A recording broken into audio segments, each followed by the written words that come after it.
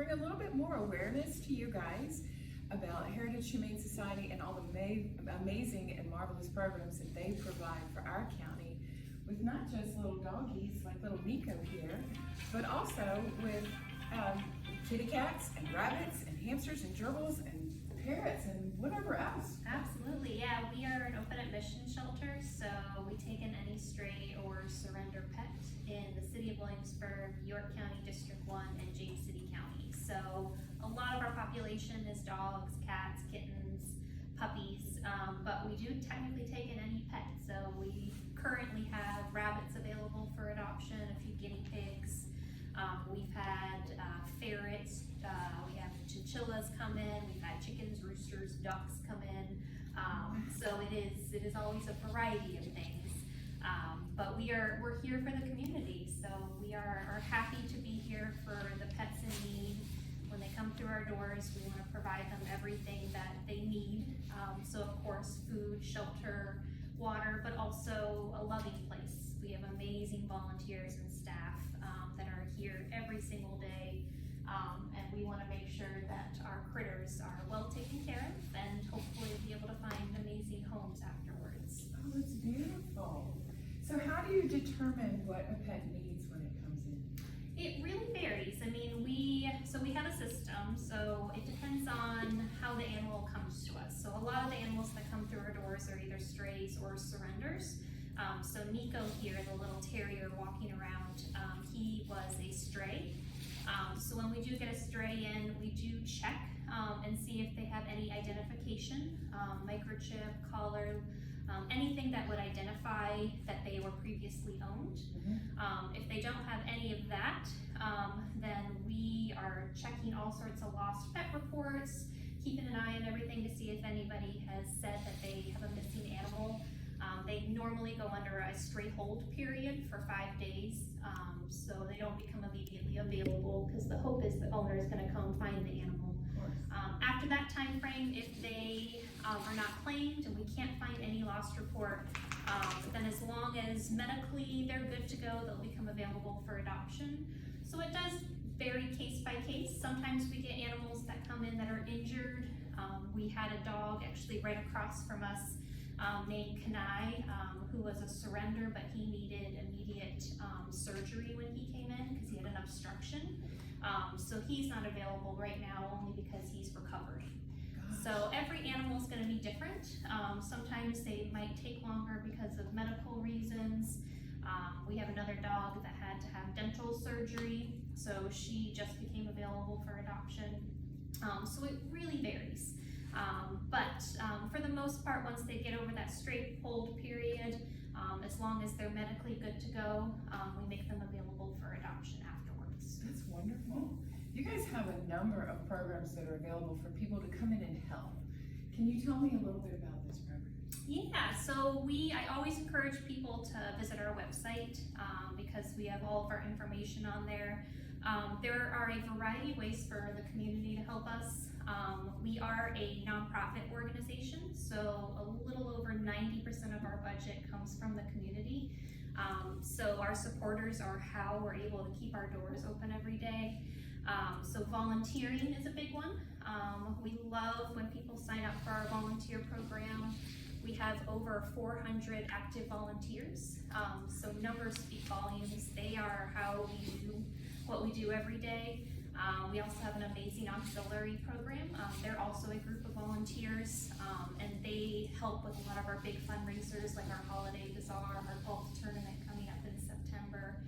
We have amazing foster volunteers that help with all sorts of animals, whether it's little tiny kittens that need to have a nice quiet home until they're old enough to be adopted, or animals that maybe have been with us for a little while and need a little break from the shelter.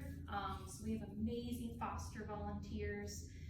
There's great ways for people to fundraise and help out with us like you're doing very kindly. So events and fundraisers are amazing. So there's so many options. People can do supply drives for us. We're always in need of food and supplies, and leashes and collars and bleach, paper towels. We have over 160 animals in our care right now, so you can imagine the amount of supplies needed Sure. to care for them. So there's so many ways people can help out. Oh, that's great. And I always encourage people, if they go to heritagehumane.org, that people can purchase their supplies, and we have all sorts of gifts usually for pet lovers, and all the proceeds go back to the shelter. So we open our front doors officially at 8:30, but the adoption hours are from noon to 4:30. Okay. And do you advise, when someone is wanting to adopt a fur baby, do you advise that they allow the fur babies to choose them? Yeah, I mean, absolutely. So I definitely encourage people coming. Some people will come a few times. Like it doesn't always have to be an immediate thing, because it is a big responsibility. We want people to think about it and make sure they have the time and the resources to be able to take care of this animal. So that's why we're open every single day. So if maybe Nico is catching your eye right now, you can come by, ask questions. We want people to be informed. We want people to fall in love, and find great homes for these guys. Yeah. Well, thank you. That's just awesome. I can't wait to take a peek around and see all the babies. I'm a kitty cat girl, and we haven't had a kitty cat now. My kitty cats have a tendency to come into our home, and I don't know if it's because they're so loved, but they tend to gravitate towards people who need their healing. Yeah. And so every single one of my kitty cats has adopted someone else. And that leads me to a really good feeling that I'm providing something that someone needs so much. And I can't be upset. Exactly. They've chosen to give that love where it's needed. Yeah, and it's amazing to see. I mean, we of course get animals that come in that are sick, maybe not well taken care of before they come in, but their capacity for love, even after the things they go through sometimes, it's amazing. That's definitely why our volunteers and staff and people that want to help us out are here, because they know these animals are vital for our health as well. They really enrich our lives every single day. No, I love that. I noticed that you had a program, I don't know if it's still in place, where people could take your doggies for walks. Yeah, so that's part of our volunteer program. It's something called Fido Field Trips. So that's something that we started a few years ago. And once somebody gets trained to be an official volunteer at Heritage, they can take an adoptable dog out for a few hours on a field trip.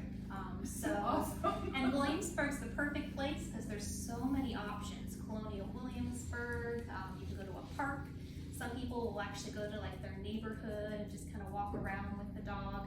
And it really helps for multiple reasons. One, it helps them get promoted a little bit more, so the dogs have cute Adopt Me vests that we can put on them. So that way it's really obvious they're available for adoption and people will come up and meet them. Two, it's just a great way for them to get away from the shelter for a few hours.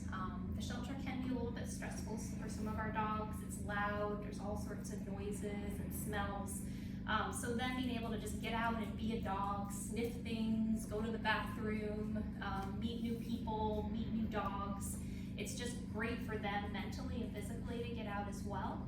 And it's a great way for them to hopefully get adopted as well. So I definitely encourage people, now is a perfect time to actually sign up for our volunteer program if they're interested in Fido Field Trips, because the weather's beautiful. So spring and summer are great times for people to be able to take our dogs out. Oh, that's great. I love that. Your online bazaar that's coming up. Yeah, so our holiday bazaar, well, we had it online for 1 year, but normally it's in person. So we usually have it at Bruton Parish Hall. This year it's going to be on November 19th, Saturday.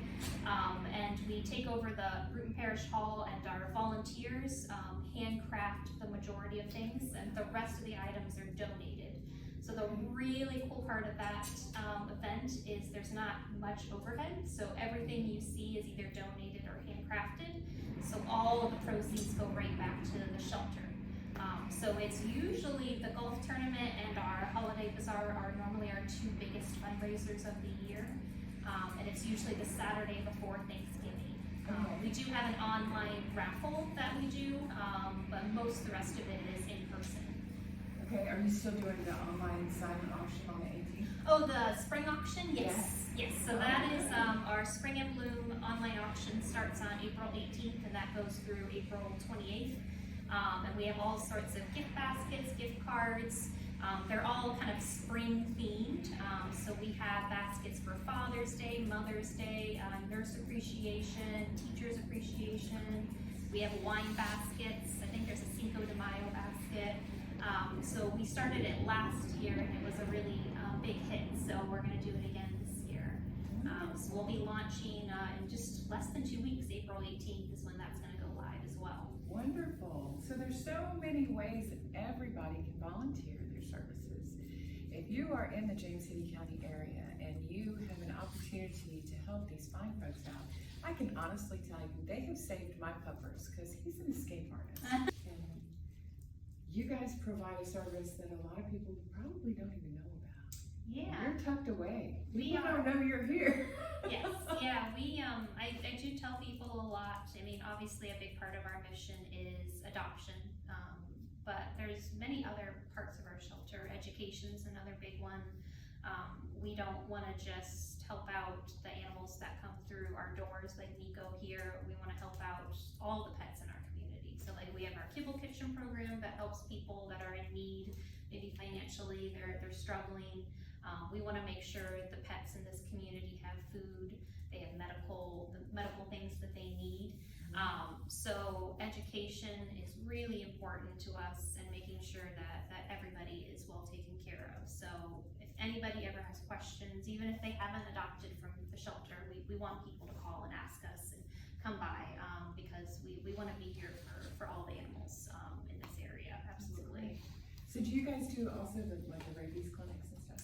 So we don't have a rabies clinic right now just because we don't have a clinic currently in our facility. That is a big goal to be able to do rabies clinics and also being able to do spay neuter surgeries on site for the public. We don't have that part of our facility yet, but we're hoping to be able to very soon. So that's what our funding can help provide. That's right. Ooh, okay guys, let's get busy. I love that. Thank you so much. Of course.